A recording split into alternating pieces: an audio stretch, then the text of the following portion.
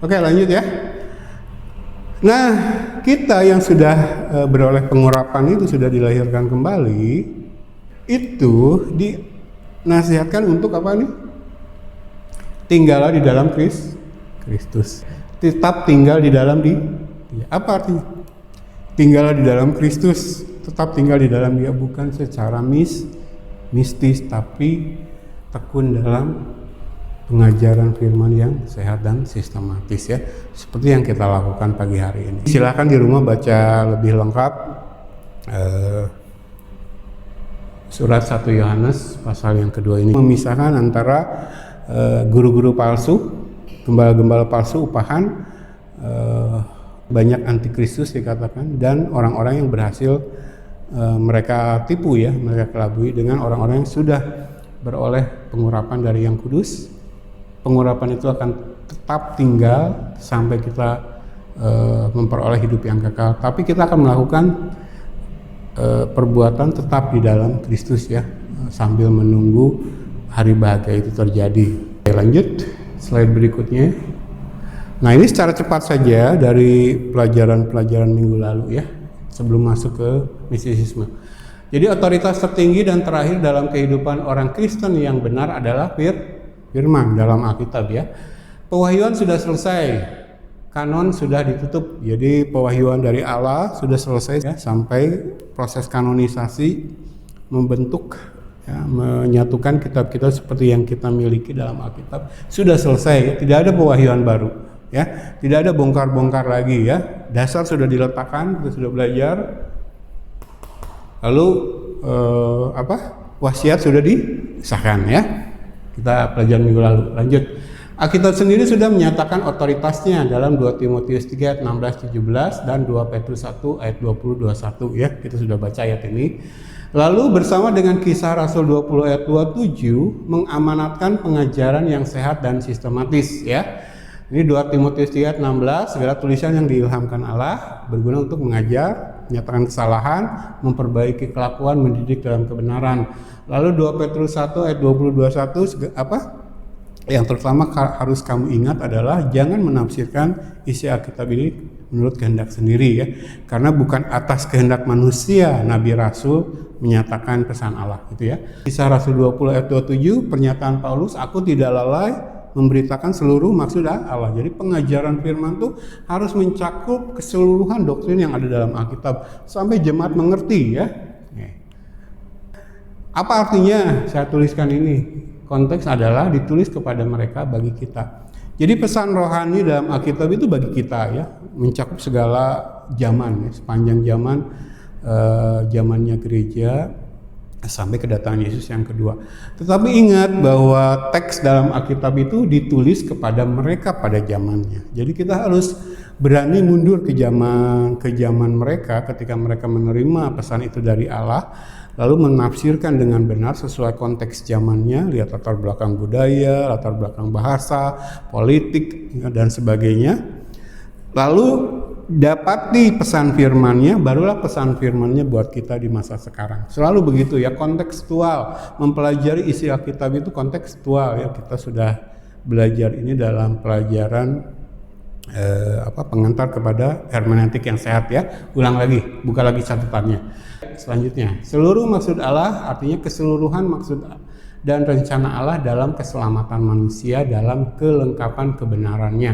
Jadi kalau dibilang aku tidak lalai memberitakan seluruh maksud Allah, itu bukan berarti seluruh isi Alkitab teksnya. Ya kalau bisa selama kita hidup di dunia mempelajari keseluruhan isi teks Alkitab dari Kejadian sampai ya puji Tuhan. Tapi kalau dengar kesaksian ahli teologi yang paling hebat sekalipun, mereka mengaku kok semakin kita pelajari itu semakin sedikit yang kita tahu. Karena kita belajar tentang Allah yang tidak terbatas gitu. Tapi khususnya tugas gereja kepada jemaat, gembala, guru-guru yang benar kepada jemaat dalam mengajar, yang dimaksud seluruh maksud Allah itu ini. Poin-poinnya harus sudah dimengerti oleh jemaat. Ini ya.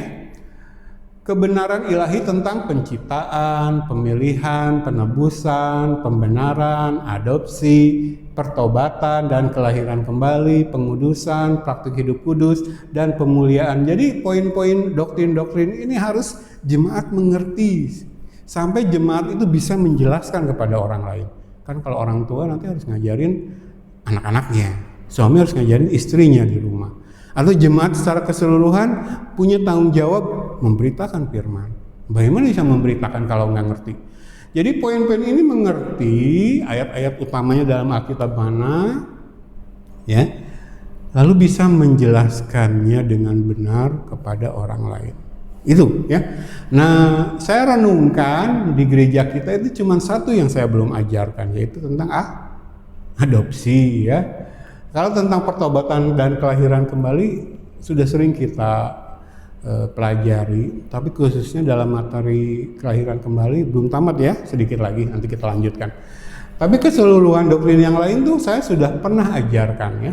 Penciptaan, pemilihan, penebusan, pembenaran, lalu pengudusan, praktik hidup kudus, pemuliaan. Ketika Yesus datang kali yang kedua, kita dimuliakan ya. Karena pengurapan itu jaminan untuk memperoleh hidup kekal selain sebelumnya. Ya. Jadi kita tinggal adopsi aja yang perlu kita ajari. Nanti setelah pertobatan dan kelahiran kembali, dilahirkan dari atas, kita akan masuk ke adopsi. Sebenarnya adopsi itu istilah dari Paulus. Jadi kalau Yohanes memakai istilah atau ungkapan dilahirkan kembali untuk menjadi anak Allah, maka Paulus memakai ungkapan adopsi. Orang jadi anak itu kan salah satu cara diadopsi ya. Selain dilahirkan kembali, bisa diadopsi. Nah, Paulus memilih istilah atau ungkapan adopsi untuk manusia menjadi anak-anak Allah. Nanti kita lihat perbedaannya di mana ya dengan kelahiran kembali. Nah, sama kita dilahirkan kembali juga jadi anak-anak Allah kan. Lewat kelahiran kan kita jadi anak kan. Tapi lewat adopsi kita bisa jadi anak. Tapi intinya adalah menceritakan tentang orang berdosa yang bertobat lalu jadi Kristen yang benar. Nanti kita belajar tentang adopsi ini. Oke, berikutnya. Mengabaikan ini adalah salah satu wujud mengkompromikan kebenaran dan memberi celah masuknya ajaran yang salah. Menambahi dan mengurangkan isi Alkitab juga terjadi ketika menafsirkannya dengan salah. Jadi kalau ini tidak diajarkan dengan benar dan lengkap, seperti Paulus katakan, aku tidak lalai memberitakan seluruh maksud Allah.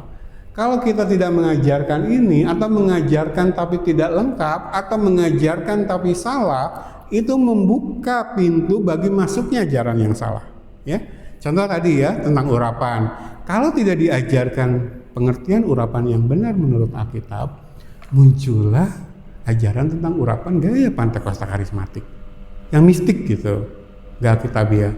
Ya, saya ingin jemaat itu mengerti gitu bahwa tugas gembala itu mengisi pengetahuan kita dengan yang benar supaya kita bisa menguji, menolak ajaran yang salah. Nah, kalau di sininya kosong karena nggak pernah diajarin oleh gembala, karena ibadahnya cuma loncat-loncat, ya, ngejar loncat-loncat dan bikin nasi kuning. Maka ketika ada ajaran yang salah, ya, kita tidak bisa menganalisa, menguji itu. Lalu ketika kita dapati itu sesat, kita menyatakan no. Ya.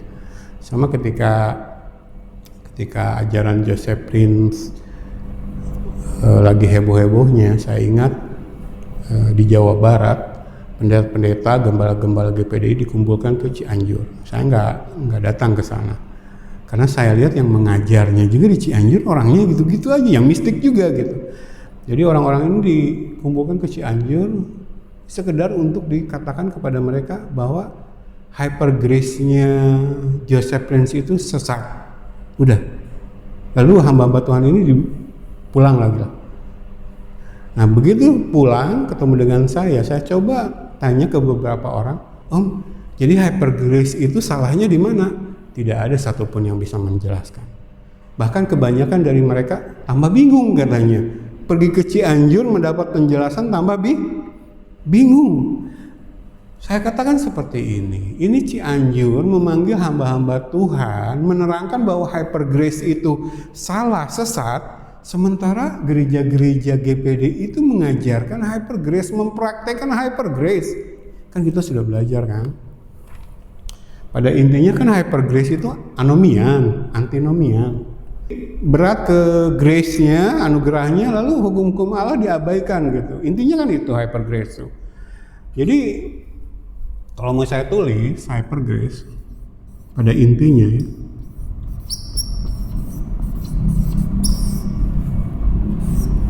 itu sama dengan anomian. Kita sudah belajar berkali-kali. Atau antinomian. Apa itu anomian atau antinomian? Kita sudah belajar kan, nomian ini dari kata nomos, hukum-hukum Allah. Jadi orang mengaku Kristen tapi mengabaikan hukum-hukum Allah. Itu loh anomian, antinomian. Itu loh hyper grace. Lalu lucu kan kalau GPDI mengajarkan bahwa hyper grace sesat, padahal gereja-gereja GPDI yang kita kenal saja itu mengabaikan pengajaran firman, mengabaikan hukum-hukum Allah. Mereka mempraktikkan hidup seolah-olah tidak ada hukum Allah. Nangkep jemaat maksud saya? Jadi sebenarnya aneh gitu, dari pusat hyper grace sesat, padahal gereja-gereja di bawah mempraktikkan hyper grace. Jadi anti kepada hyper grace itu cuma namanya, gitu kan? Namanya saja yang anti hyper grace, tapi praktiknya hyper grace semua. Mengabaikan pengajaran firman yang diamanatkan Allah lewat Yakobus pasal yang pertama.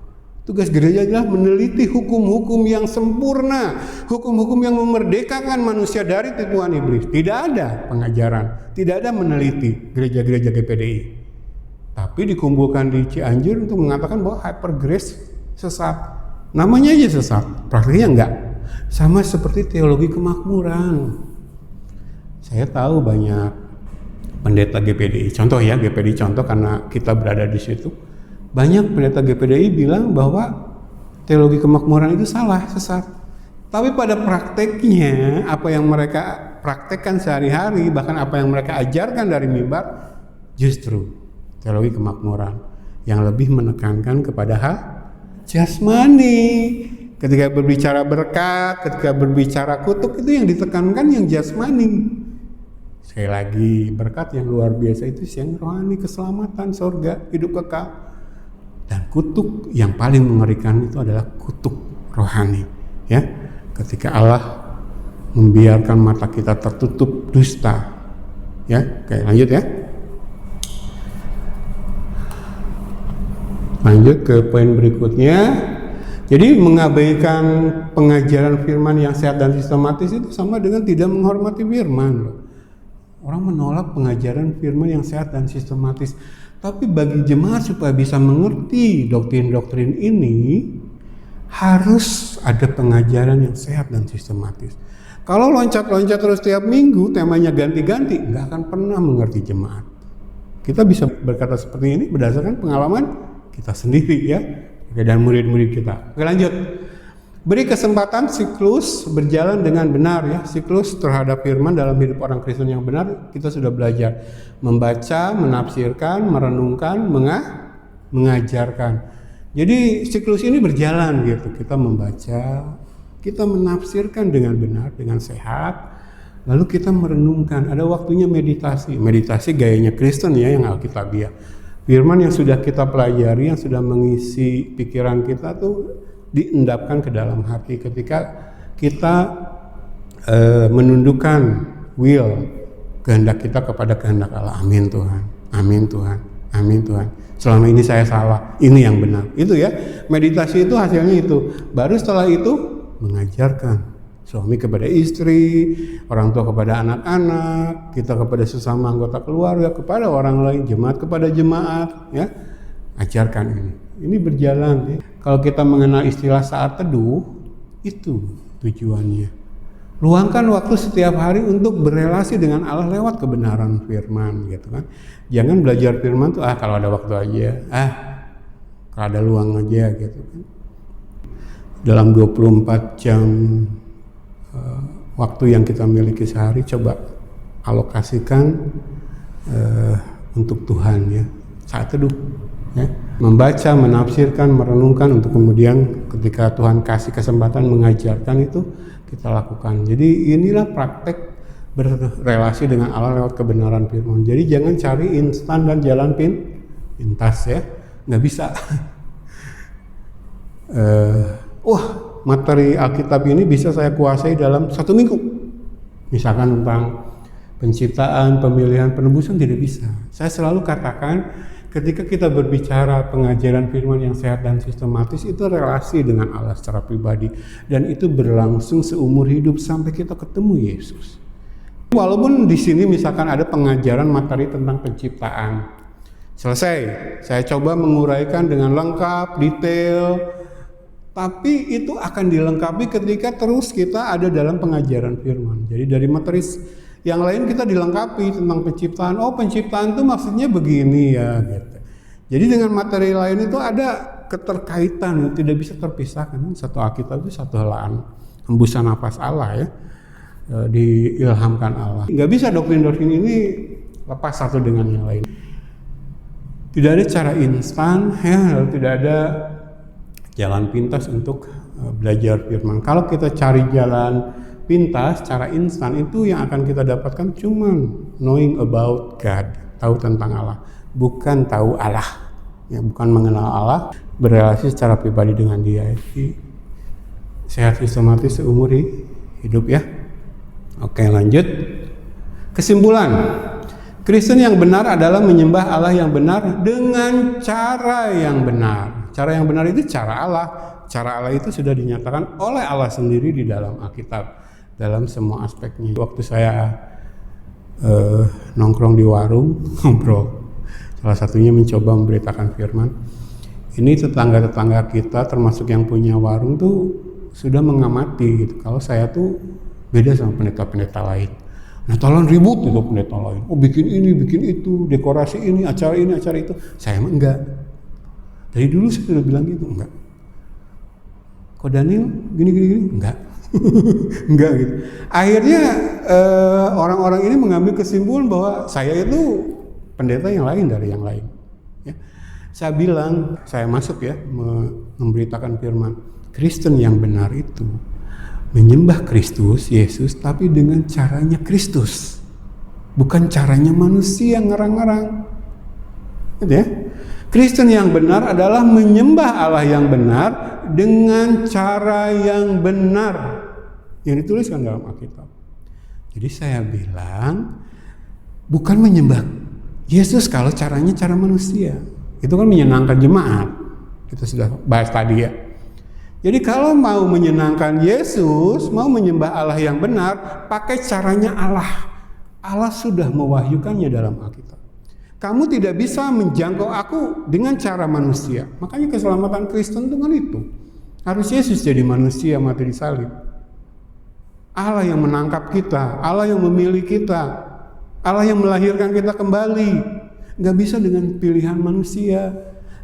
Nanti cara merayakan Natal juga caranya manusia. Bikin lomba nasi tumpeng atau lomba-lomba yang lain, atau bikin cheerleader di atas mimbar. Itu cara manusia, itu hanya untuk menyenangkan manusia. Kalau mau menyembah Allah yang benar, harus dengan caranya Allah. Dan Allah makanya mewahyukan caranya dalam Alkitab. Yang perlu kita lakukan, gereja lakukan adalah taat. Maka dalam kelahiran kembali, itulah yang diciptakan. Manusia-manusia yang sudah diubahkan taat kepada hukum-hukum Allah. Ya. Jadi saya baca sekali lagi kesimpulannya. Kristen yang benar adalah menyembah Allah yang benar dengan cara yang benar, cara Allah dalam Alkitab, dalam semua aspeknya, penyembahan, doa, puasa, semua ngikutin caranya Allah. Memberi. Makanya untuk orang-orang yang suka memberi, berbuat baik, saya tidak menyatakan salah berbuat baiknya loh. Tapi kalau mau itu bernilai kebenaran, bernilai kekekalan, coba lakukan dengan caranya Allah. Bukan buat dipuji manusia, bukan memenuhi agendanya manusia. Oh, supaya kita diberkati lebih lagi. Orang kan sekarang bayar persepuluhan kan ya ditekankan itu. Kalau kita bayar persepuluhan, katanya Allah membuka tingkap-tingkap langit. Sampai ada yang supaya bisa bayar persepuluhan ngutang. Karena yang dikejar balasan dari Allah berupa berkat jasmani. Padahal Maliaki 3 ayat 10 yang dikutip, dituliskan besar-besar di kotak persepuluhan, ngerti nggak gembalanya, konteksnya ayat itu turun dari Allah kepada manusia, ya. Lagi kan dalam perjanjian baru persepuluhan sudah tidak berlaku. Jadi yang begini kalau tidak diajarkan dari mana jemaat tahu? Oke, lanjut ya. Jadi poin yang terakhir, ingat baik-baik, menyembah Allah yang benar harus dengan cara Allah. Nah, pada akhirnya saya harus tampilkan ini lagi ya, peta tentang pengajaran firman yang sehat dan sistematis, tentang teologi yang benar. Teologi yang benar akan membuat manusia jatuh tersungkur di hadapan Allah. Ya, saya punya free will, saya punya kehendak bebas, tapi hanya dengan ikut kehendaknya Allah, saya bisa memperoleh hidup yang kekal. Itulah kenapa saya dilahirkan kembali. Itulah kenapa Allah menaruh Roh Kudus-Nya di dalam hidup saya, supaya perjalanan saya tidak gagal sampai ke tujuan akhir hidup yang kekal. Supaya saya memperoleh keberanian percaya dan tidak usah malu ketika Yesus datang kali yang kedua. Menyambut Dia dengan bahagia, penuh sukacita. Akhirnya saya pulang ke tempat di mana saya dilahirkan. Di mana saya berasal? Saya bukan dari dunia. Saya dilahirkan dari Allah. Saya warga negara sorga. Dunia cuman menumpang. Abraham katakan, saya rindu satu kota yang dibangun oleh Allah sendiri, Yerusalem baru. Kalau di Yerusalem dunia tidak kesampaian pun tidak apa-apa. Yang saya rindukan adalah Yerusalem baru. Ya, oke. Jadi matriks saya tidak terlalu dirisaukan dengan nama ya. Orang memperdebatkan teologi dispensasional, teologi ini, teologi itu, lalu mencoba mempertentangkan satu dengan yang lain. Yang penting isi ajarannya alkitabiah, murni, penafsirannya benar, lalu membuat manusia sujud. Karena kalau teologinya salah, seperti teologi Pantekosta karismatik yang sering kita bicarakan, itu membuat manusia itu egonya, ya, free will yang dikedepankan, ya. Penekanannya di free will, bukan di kedaulatan mutlak Allah. Ini teologi yang benar. Dasarnya harus Allah, dan ujungnya eskatologi harus mengarah lagi kepada Allah. Jadi apapun yang dibahas harus dasarnya itu Allah, pribadi Allah, lalu ajaran tentang penciptaan, kejatuhan ke dalam dosa, lalu penebusan karya salib Kristus. Jadi penciptaan, bagaimana Allah menciptakan mula-mula, visinya apa, lalu bagaimana dosa merusak, lalu bagaimana Allah atas inisiatifnya sendiri mengirimkan Yesus untuk jadi penebus. Nah, semua ini harus dibangun di atas itu. Maka teologi akan membuat manusia tersungkur di hadapan Allah. Jadi kalau kita bahas tentang baptisan, liturgi, sedekah, puasa, doa, penyembahan, itu dasarnya harus ini. Yang dipraktikkan sekarang itu penyembahan. Yang saya katakan minggu lalu itu pusatnya bukan Allah, tapi manusia. Karena teologinya, ajarannya sudah salah dari bawahnya. Nah, akhirnya ajaran tentang penyembahan salah, doa salah, puasa salah. Nah, yang salah-salah dan yang benar-benar di sini akan ditentukan ketika kedatangan Yesus yang kedua. Hari Tuhan datang. Eskatologi. Ini akan dipisahkan akhirnya. Mana yang benar-benar mengikutin caranya Allah penyembahannya. Mana yang ngarang-ngarang caranya manusia. Nah, yang berhak memperoleh hidup yang kekal adalah dalam eskatologi ya, pelajaran tentang eskatologi adalah yang membangun ini semua di atas dasar Allah. Inilah knowing God, bukan knowing about God. Kalau dokternya sudah dokternya, walau dokternya mau 1, 2, 3, 10, 11, 1001. Kalau cuma knowing about God, sepenggal gitu. Makanya kan suka ada pernyataan saya menantang. Ayo deh dokter-dokter ini berhadapan dengan saya, buka Alkitab, duduk bersama, gali Alkitab. Ini bukan ujaran kesombongan. Paulus melakukan itu kan Paulus kemana-mana kan disputing and persuading kan. Disputing itu nggak takut berdebat, diskusi. Saya mencoba menjelaskan firman selengkap-lengkap dari Alkitab. Itu disputing. Sedangkan persuading itu berusaha meyakinkan orang dengan argumen-argumen dari Alkitab. Tugas kita memang begitu. Jangan takut debat. GPD kan takut banget debat. Makanya saya nggak takut. Saya pernah nantang Bapak yang terkasih, Bapak Rubin Adi Abraham. Udah doktor, nggak tahu doktornya apa ya. Tapi Pak Rubin boleh deh kumpulkan dokter-dokter yang beliau kenal, sesama Pentakosta karismatik. Lalu kita duduk. Saya sendirian berani menghadapi. Atau dokter-dokter yang ada di sini, wilayah 12. Kebanyakan mereka bangunan teologinya itu nggak begini. Makanya gampang kok mematahkan teologinya mereka kalau berdebat berhadapan. Kita tinggal buka Alkitab. Misalkan tentang kemakmuran ya. Saya akan runtuhkan ajaran teologi kemakmuran dengan membawa ke dasar. Allah tidak seperti itu prinsipnya. Dari awal penciptaan manusia, justru karena kejatuhan dalam dosa manusia menjadi mencari hal duniawi. Muncullah teologi kemakmuran. Tapi lewat penebusan Kristus harusnya itu kembali ke visi Allah di awal penciptaan. Saya bisa meruntuhkan teologi mereka, hyper grace, teologi kemakmuran. Ayo, tentang urapan yang salah. Saya sudah bilang, Pentakosta karismatik itu salah sudah dari ajaran Roh Kudus. Saya tinggal buka Roma pasal 8 misalkan. Ajaran tentang Roh Kudus itu seperti apa? Roh Kudus itu Allah, Roh kebenaran, bukan genie in the bottle. Jadi kalau baca surat 2 Korintus, Paulus tuh mempertahankan integritas kerasulannya, otoritas kerasulannya dengan menantang mereka, dengan konfrontasi seperti ini. Jadi hamba Tuhan itu ketika kitab kebenaran diserang, jangan diam aja, lawan, konfrontasi, tapi dengan ajaran lagi ya, bukan konfrontasi gelut maksudnya. Ayo berdebat. Jadi sampai akhir hayatnya kita sudah belajar Paulus itu disputing and persuading, mencoba meyakinkan orang. Nah, ada orang yang tetap tidak percaya kan di Kisah Rasul pasal terakhir, ya sudah. Tapi tugas Paulus sampai akhir hayatnya buka Alkitab. Jadi dokter-dokter ini mau dokternya 2, 3, jangan membanggakan dokternya. Nah, di gereja sendiri nggak ada pengajaran firman yang sehat dan sistematis. Senengnya seminar biar satu arah. Ya.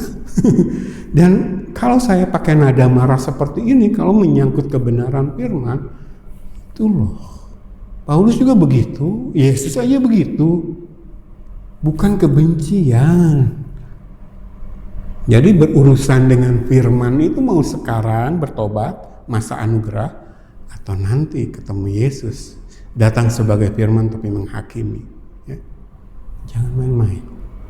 Kekristenan itu bukan main-main. Kasih Allah itu menyelamatkan kita dari dunia, dari dosa, kepada kehidupan yang kekal. Kasih yang kudus. Kalau kasihnya nggak kudus, nggak bisa menyelamatkan manusia. Jadi kasih digembar-gemborkan. Katanya Dani itu kurang kasih. Sebagai seorang pendeta hamba Tuhan kurang kasih. Kenapa? Karena saya mengkhotbahkan tentang neraka, tentang dosa. Tadi kita sudah pisahkan ya, tentang kelompok orang yang sudah menerima urapan dari Yang Kudus, lalu urapan itu tetap ada sampai hidup yang kekal. Itu kasih. Tapi orang yang mengikuti ajaran-ajaran banyak antikristus, guru-guru palsu, gembala-gembala palsu, terus mereka menuntut khotbah kasih tanpa kekudusan, khotbah grace tanpa law, tanpa hukum-hukum Allah. Saya katakan dari mimbar sekali lagi, hukum-hukum Allah adalah pernyataan yang paling jelas tentang kasih Allah. Ya, ketika Allah menciptakan segala sesuatu, Allah menata segala sesuatu. Percuma segala sesuatu diciptakan bagus, baik, tapi tidak memenuhi rencana dan kehendak Allah. Percuma. Tapi Allah menciptakan segala sesuatu bagus dan baik untuk kemuliaan namanya. Maka perlulah hukum-hukum Allah di sana. Ya. Jadi saya ingatkan terus jemaat, karena teologi yang salah, yang di luar ini petanya, Aduh, itu sudah menyesatkan begitu banyak orang yang mengaku Kristen, ya. Membuat orang-orang yang belum dilahirkan kembali berkumpul di gereja, lalu mengejar keinginan manusiawinya dengan berbagai hal, sehingga apa yang dikatakan Awe Tozer sekian puluh tahun yang lalu dalam bukunya, orangnya sudah meninggal, zamannya Awe Tozer aja, Awe Tozer melihat Allah sekarang bukan lagi satu-satunya daya tarik orang ke gereja. Kita sudah mengalami kan terakhir mencari pujian penyembahan. Katanya ibadah di sini PA, ini bukan ibadah, PA. Harus ibadah bagaimana? Ya, menyembah Allah yang benar harus dengan cara Allah, ya, tidak bisa. Ini yang kita ajarkan sejak dari awal, ya. Untuk bisa memenuhi kehendak Allah harus dengan cara Allah. Makanya Allah mewahyukan, ya. Nah, ada eskatologi diajarkan, tapi tidak menekankan bahwa ajaran-ajaran ini yang dibangun bukan di atas dasar yang benar, itu akan membuat manusia congkak, ya, pride-nya naik. Ini ajaran yang lebih lengkap tentang ini ada di Kelahiran Kembali, ya. Ya, saya sekilas aja menuju ke mistisisme, ya. Oke, jadi firman adalah otoritas kita tertinggi. Sekarang lihat slide berikutnya. Firman itu gambaran sempurna dari pribadi Allah. Saya tampilkan 3 ayat. Yohanes 1 ayat 1. Pada mulanya adalah firman, firman itu bersama-sama dengan Allah dan firman itu adalah Allah. Ia pada mulanya bersama-sama dengan Allah. Segala sesuatu dijadikan oleh Dia dan tanpa Dia tidak ada sesuatu pun yang telah jadi dari segala yang telah dijadikan. Lompat ke ayat yang keempat. Dalam Dia ada hidup dan hidup itu adalah terang manusia. Ini berbicara tentang Yesus yang adalah firman, ya. Jadi firman itu Allah. Firman itu pencipta, Sang Maha Pencipta. Firman itu hidup. Firman itu terang manusia. Firman, keutamaan Kristus, firman. Teks yang kedua, Mazmur 138 ayat 2. Aku hendak sujud ke arah bait-Mu yang kudus dan memuji nama-Mu oleh karena kasih-Mu dan oleh karena setia-Mu. Sebab, perhatikan yang saya kasih tanda kuning. Sebab Kau buat nama-Mu dan janji-Mu melebihi segala sesuatu. Nah, janji-Mu di sini menunjuk kepada firman. Kalau kita lihat Alkitab versi NASB, you have magnified your word according to all your name. Engkau telah mengagungkan firman-Mu menurut atau sesuai dengan segala nama-Mu. Di mana nama Allah ada, pribadi Allah ada, disitulah firman ada. Itulah posisi firman. Dia Allah sendiri, Dia Sang Maha Pencipta, Dia hidup, Dia terang, Dia Allah sendiri. Firman, posisinya di sana. Allah sendiri mengagungkan firman sama dengan dirinya, karena firman itu adalah Dia sendiri. Ya, lanjut. Teks yang ketiga, satu lagi. Saya kasih 3 saja, sebenarnya banyak yang bisa saya kasih. Mazmur 119 ayat 89. Untuk selama-lamanya ya Tuhan, firman-Mu tetap teguh di sorga. Berbicara tentang firman bukan berbicara tentang hal duniawi, sesuatu yang teguh di sorga. Jadi jemaat nangkap firman itu apa? Ya, jikalau Allah demikian memperlakukan firman, bagaimana dengan kita yang mengaku Kristen? Firman diabaikan, seolah ada, seolah tidak. Dengar hari Minggu pas ibadah, masuk kanan, keluar kiri. Nggak pernah membaca lagi di rumah, merenungkan, menafsirkan dengan benar. Pantekosta kedua, Pantekosta ketiga, ini dari mana? Lalu ajaran tentang Roh Kudus, tentang urapan yang salah. Yang benar seperti apa? Itu Bible. Dan saya berani mengkonfrontasi pribadi-pribadi. Ayo kita duduk, buka Alkitab. Kita jabat tangan, kita nggak musuhan. Tapi soal kebenaran kita boleh debat. Ya, disputing and persuading. Itu tugas saya sebagai hamba Tuhan. Saya nggak takut. Ya, ayo. Saya undang ini. Undangan ini saya biar jemaat mengerti. Sebagai seorang Kristen itu harus begitu. Jadi kalau kita sudah mendapat kebenaran dalam diri kita, apalagi dengan adanya pribadi Allah sendiri, Roh Kudus, kita antusias itu memberitakan kebenaran. Jangan kalau seminar khusus untuk kalangan Pantekosta karismatik, di posternya Alah, ya kamu khotbah ngaco tentang doktrin Pentakosta karismatik akan diaminkan loh. Orang yang datang semua orang Pentakosta karismatik. Terbuka aja. Bagi siapapun yang ingin tahu ajaran Kristen yang benar, hadiri seminar kami. Terbuka untuk umum. Ya, coba kalau orang-orang reform kayak John MacArthur atau Paul Washer, ketika khotbah atau seminar tuh yang hadir sampai mencaci dia karena dari karismatik misalkan. Kami menolak. Coba ada videonya beberapa di YouTube. Nggak apa-apa, dijelaskan. Kalau misalkan nggak cukup waktunya dari mimbar, ketemu ya. Gitu. Mereka begitu caranya. Tidak mungkin dibahas di sini karena banyak orang, keterbatasan waktu. Bagaimana jika saya simpan nomor Anda, kita kontak lagi. Disputing and persuading, nggak beraninya satu arah, yang dengar sesama Pentakosta karismatik. Ya kalau sesama Pentakosta karismatik, kamu syikiar bara-bara di mimbar ya ikut semua. Kamu bilang amin semua. Mereka nggak ngerti kata amin juga apa. Kita sudah belajar ya di sini, nggak sembarangan bilang amin. Kalau kita belajar hikmat Allah, itu lain dengan hikmat duniawi ya. Jadi Dani seorang yang tidak kuliah, tidak punya S1 pun tidak punya, berani, karena saya percaya apa yang dikatakan firman. Aku akan pakai orang-orang bodoh untuk mempermalukan orang berhikmat, kata Tuhan. Ya? Jadi saya nggak takut berhadapan dengan orang-orang kaya.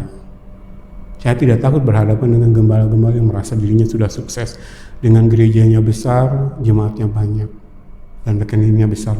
Mungkin, ayo berhadapan, duduk kita di meja, jabat tangan, berdoa, buka Alkitab, disputing and persuading, argumen-argumen Alkitabiah keluar.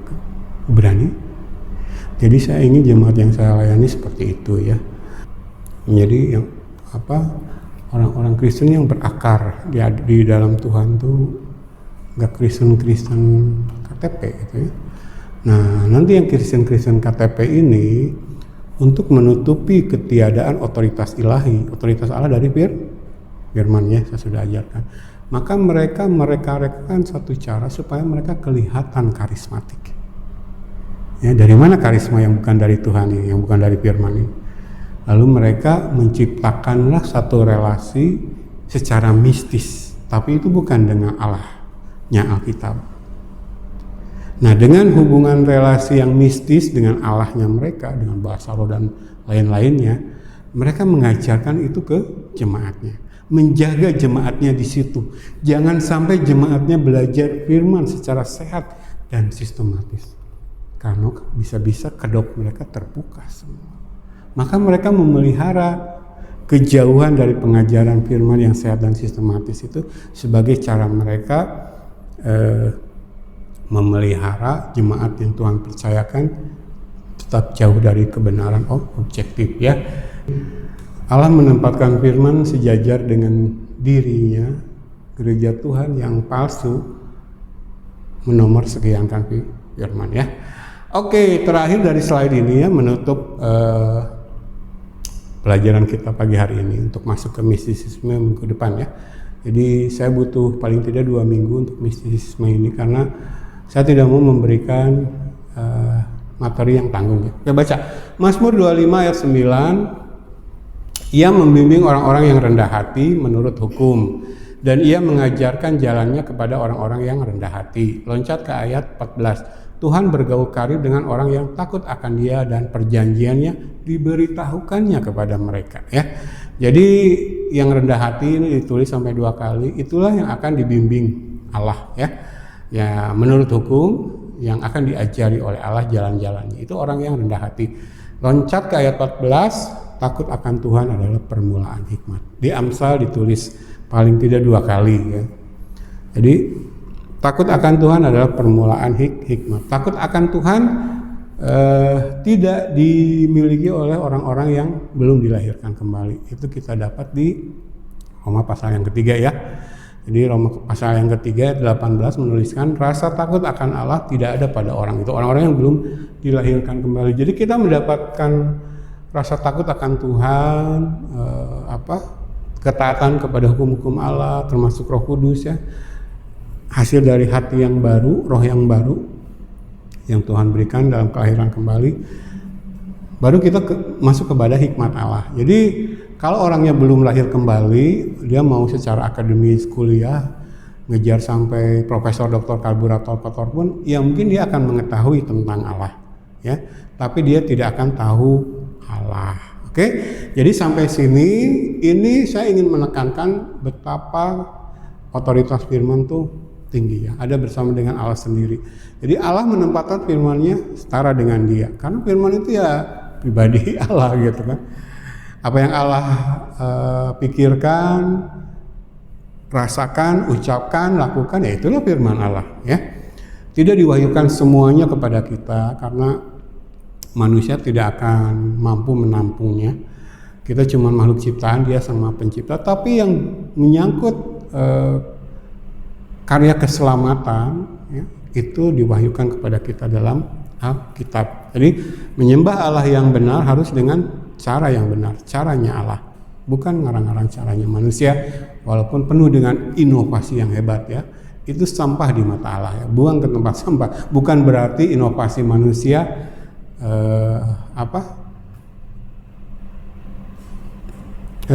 hasil akal manusia itu tidak berguna, tapi tundukkan itu di bawah maunya Allah ya. Oke, kita lihat sebentar slide berikutnya. Oke, ini firman sebagai alat uji minggu depan saja. Oke, ini sampai itu dulu ya.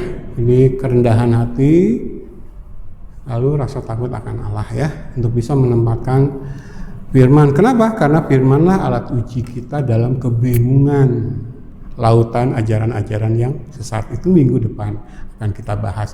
Nah, salah satu penyebab lautan kebingungan dalam ajaran-ajaran yang sesat itu karena adanya mistisisme ya, yang menjauhkan khususnya gereja Tuhan, jemaat dari pengajaran firman yang sehat dan sistematis.